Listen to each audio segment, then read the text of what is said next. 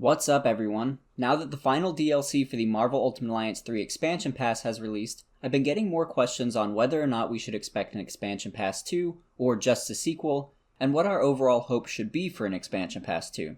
In my DLC Ending Explained video, we discussed quite a lot about what the story for an MUA 4 might entail, so in this video, we're going to primarily focus on the likelihood of an Expansion Pass 2, and what that might look like if we got it.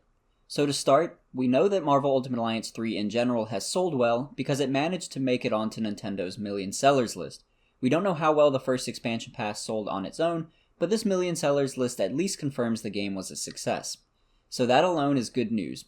I also wanted to determine the likelihood of Ultimate Alliance 3 getting a second expansion pass by researching to see if other games got the same treatment. So I assume this Million Sellers list was a great place to start because these are other games that Nintendo deem a success and might consider supporting further. So I looked at each of these titles, and pretty much all of these have an expansion pass pretty similar to Marvel Ultimate Alliance 3, however none of them have an expansion pass too.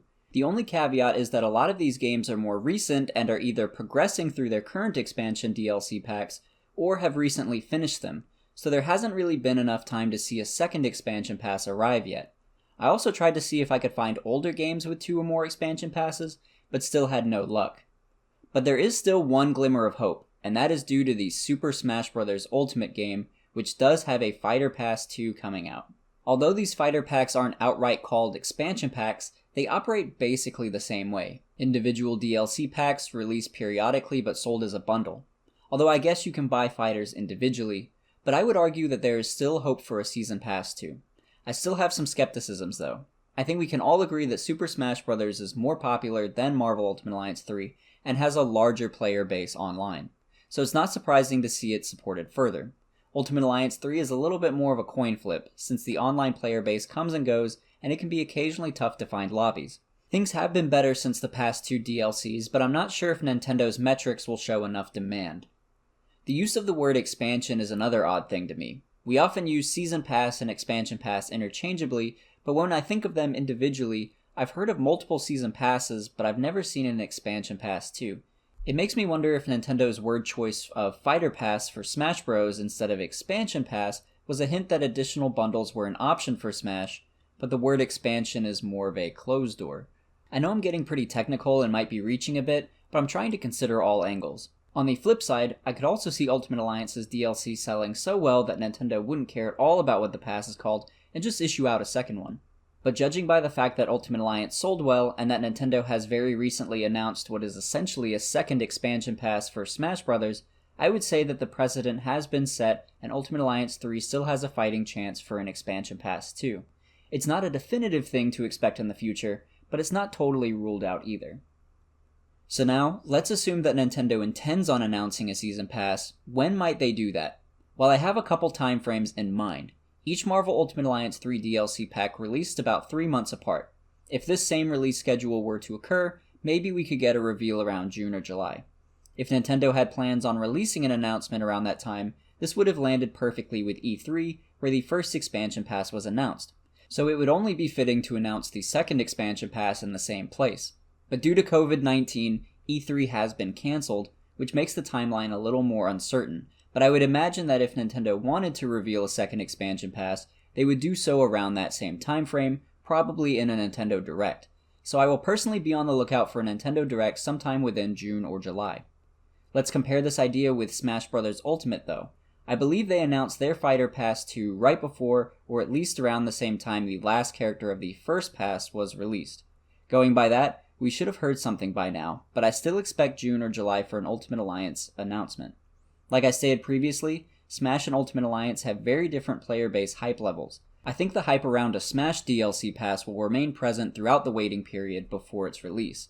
For Ultimate Alliance, if I were to pretend to know anything about marketing, I would say the general audience would be excited for an Ultimate Alliance 3 expansion briefly and then forget about it over time. So it makes sense to me that an announcement would occur in a similar format to the Marvel Knights pack, where Nintendo waits to reveal the expansion pass until closer to its release.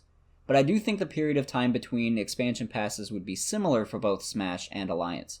The last DLC pack in Fighter Pass 1 for Smash released in late January, and the first DLC pack for Fighter Pass 2 is set to release in June, so about 5 or 6 months apart. Going by this estimate, we could expect a Season Pass 2 for Ultimate Alliance to drop around September. This would pretty much mirror the reveal and release windows of the first expansion pass, since the Marvel Knights pack was revealed in June, but released at the end of September. So those would be my guesses at timeframes. If we go beyond 6 months without any kind of expansion announcement, we should just straight up anticipate Ultimate Alliance 4. But in the event we get a second expansion pass, what could we expect in it?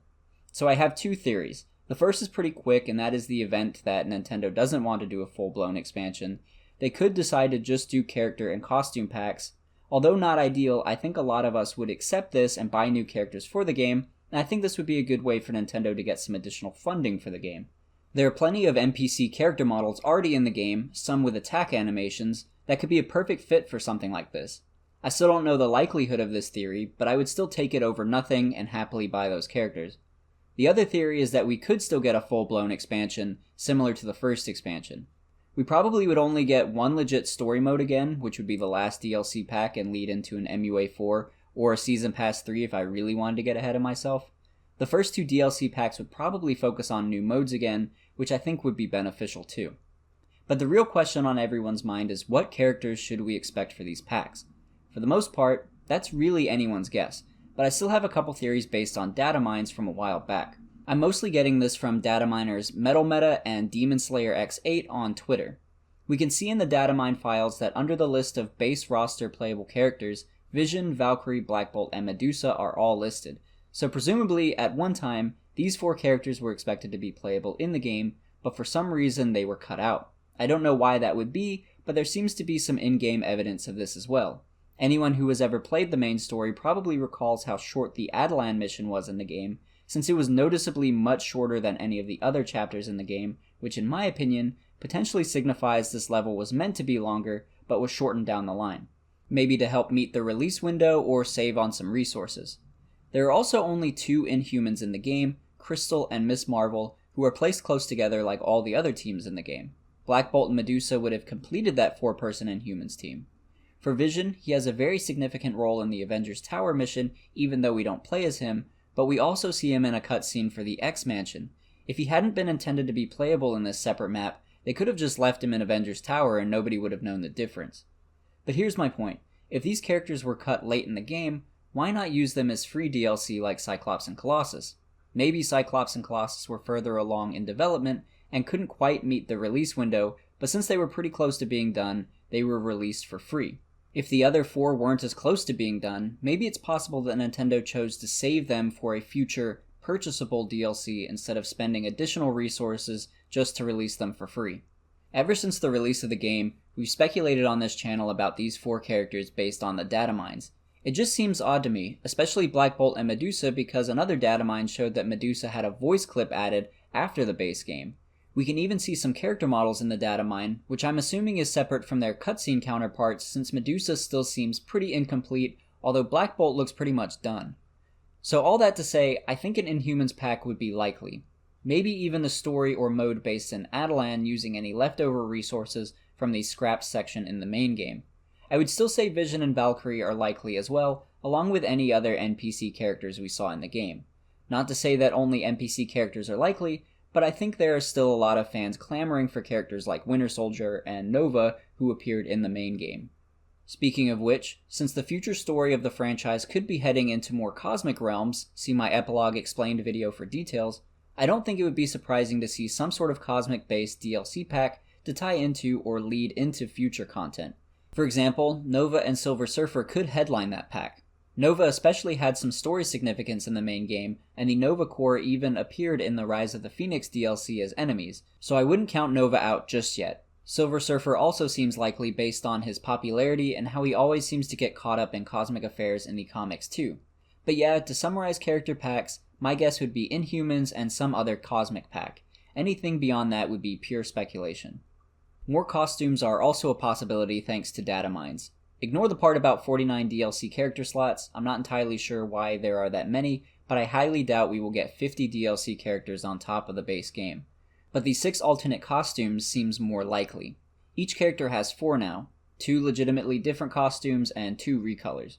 We got 1 pair in the base game and another pair in the expansion pass, so it's possible we could get another pair in a new expansion pass for a total of 6 costumes per character. But I think that pretty much sums up my thoughts and theories on a potential Expansion Pass 2. I wish I could 100% say that we are getting another Expansion Pass, but I think we need to remain cautiously optimistic for the time being. I would love to see another expansion and would happily throw money at whatever DLC Team Ninja and Nintendo decide to release for us, so hopefully that is in the cards. Until then, I will definitely update you on this channel if anything new comes to light, so be sure to stay tuned for that as well as other Marvel Ultimate Alliance 3 content. And at the very least, I'm very confident we will be getting an Ultimate Alliance 4, since that seems to be teased.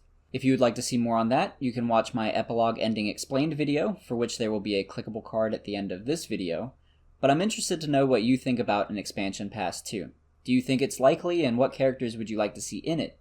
If you have any alternative theories to what I've discussed today, I would love to hear those too.